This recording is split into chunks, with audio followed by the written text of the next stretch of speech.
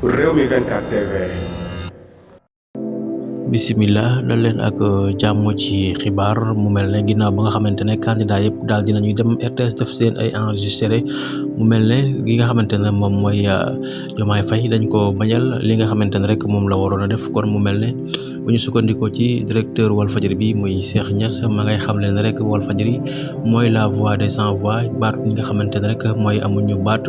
kon ki nga xamante ne rek moom mooy candidat wu Pastef bi di Bassirou Diomaye Faye temps d'antenne bi nga xamante ne rek